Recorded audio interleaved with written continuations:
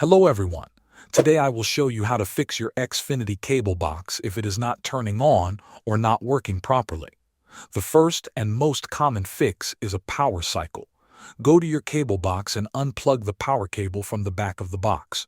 Do not just turn it off. Fully remove the cable.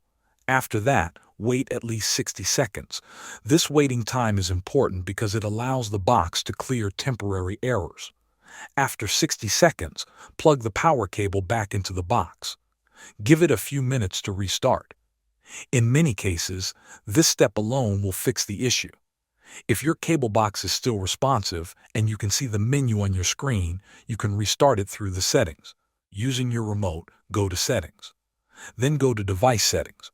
After that, select Power Preferences. Finally, choose Restart. Confirm the restart if asked. The box will shut down and reboot on its own. Wait until it fully loads before testing it again. If the box is still not working correctly, you can try a factory reset. Go to the cable box and press and hold the power button on the front of the box for about 10 seconds. Keep holding it until you see the box restart. This can help clear deeper system problems.